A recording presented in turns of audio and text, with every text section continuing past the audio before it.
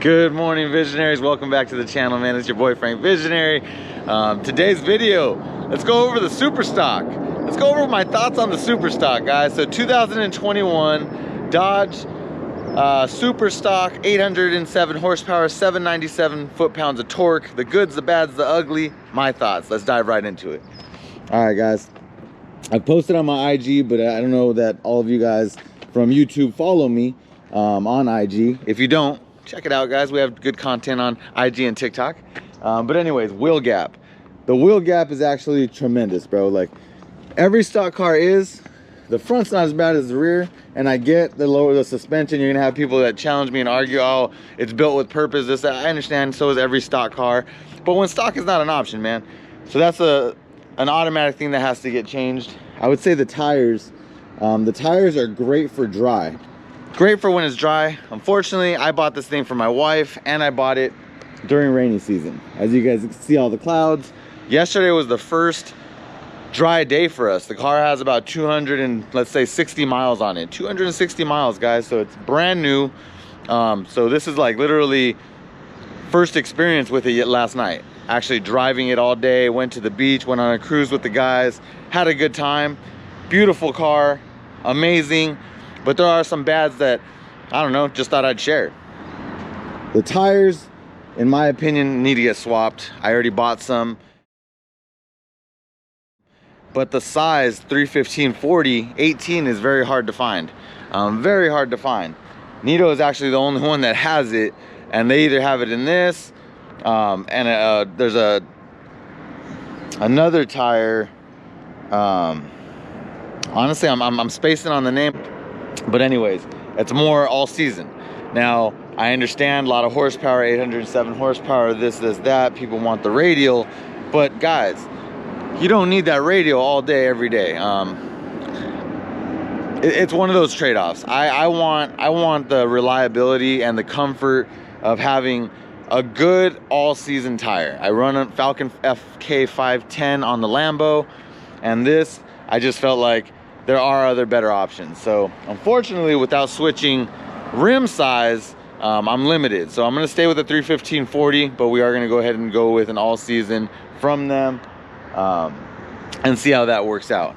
Wheel gap, getting that taken care of. So got some H&R lowering springs coming. Coilovers, they were on like a back order or whatever else. And honestly, I saw people on springs on this car, and I felt like it was enough. It was enough, honestly, for this beast. So wheels and suspension, that was just that's the first complaint that I have with this car. Power is amazing. Interior, okay. It's nice, but I mean, again, coming from a guy that has a Lamborghini and honestly one of the nicest AMGs with the GT63S, and they're both brand new, you know. So 2020s, this is a 2021, but fairly new in comparison. So you compare the interiors to something like this, and I understand a muscle car. Beautiful. Alcantara, has the Harman Kardon system, which we'll dive into that. Nice steering wheel wrap, you know what I mean? It has like a glitter effect. I don't know if you guys can catch it. Got the SRTs. Love the red seat belts. I do love that touch. Overall, beautiful car, awesome dash. The top has Alcantara all over. So this is all Alcantara. Pretty cool. See that? Super yellow, super yellow. When you open the doors, this is a Hellcat SuperStock, guys. So this is like top of the line, top level, and I guess it's expectations, right? When you open the door, the light that shines down off of the door onto the floor, like you guys have seen my Lambo, it's a nice bright LED, shows the Lamborghini symbol with a bull. I would have expected the same with this, I'll be honest. And it's just little things as you have it, you're like, oh, like that's interesting that they didn't add that. So it just has a regular yellow, ugly light, like old school, instead of an LED. So I personally think that should have had the Hellcat symbol, the red eye, shine down onto the floor with, you know what I mean, a nice LED. White, like white with a red eye. Like that would have been a touch that just made sense in my opinion. Anyways, so that's gonna get changed. like I say, all of these lights in here being yellow, not the biggest fan of that. That's just me though. Again, these are just my pet peeves and things that I don't like. There wasn't too much. Carmen Hardon, this right here, guys, it sounds so good. It sounds so good, but it only goes 38. It only goes 38. So I mean, I'm gonna be honest. Let's start it up.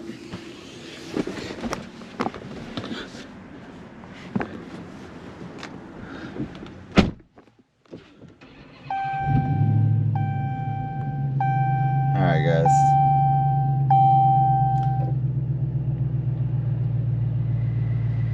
It's a nice dash, red key in use. Cool features here. I'll be honest, I really do like, you push SRT, takes you up to your modes, very easy to use.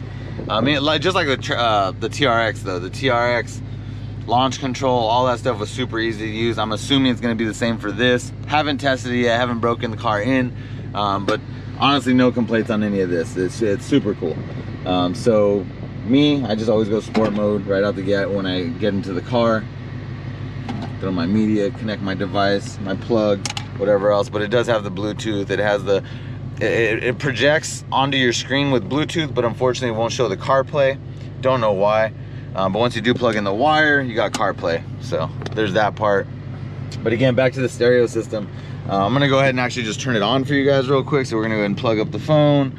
We're gonna turn some music on and give you guys just a quick experience on that.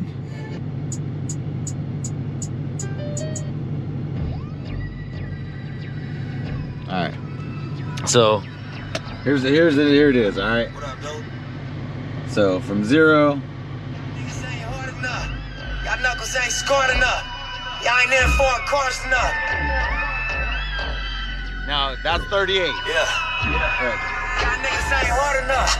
Y'all knuckles ain't scored enough. Max, Y'all that's gang it. ain't large enough. And I It can't sounds good. fuck. Sounds great. 5 Cubans in a Harley truck. Bus 60 down. I'm not gonna lie, it sounds great. It sounds great, but this is again personal complaint. Then I listen to my music loud. I'm that guy that, yeah, like you pull up at the light and I'm bumping. Like I usually have sound systems in the back. Like it's just what I grew up with. That grew up in the lowrider scene. I was always raised with the show car scene, and you know, having the people that had it, they went all out.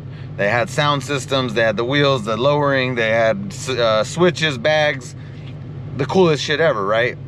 It's just something I've always been accustomed to. I like it. Even as I'm getting older, I still like my sound systems, and honestly, buying a $115,000 car out the door, the sound system needs love, man.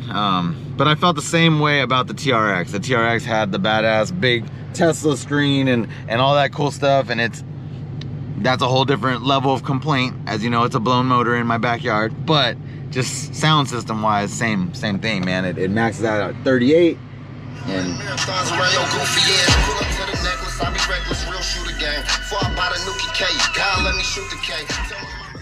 just ain't enough for me. Just ain't enough for me. But yeah, after having this vehicle, driving it 258 miles, that is the absolute only complaints about it. I don't like the wheel setup. I don't like the tire they chose.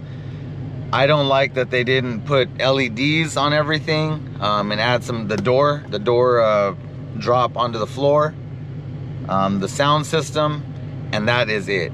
That is it. I'm sure other people have different complaints and their own feelings, but this is Frank Visionary's review over the 2021 Hellcat SuperStock, guys. Stay tuned for as we transform this thing, as usual, when stock is not an option. Hope you guys like this video. Let me know what you guys think. Comment below, hit the like button, subscribe, share it. Check out the website, man, visionaryfe.com. We got merch up there, all that good stuff, and videos. And let me know what you'd like to see on that website too. Appreciate you guys, man. Have a blessed day.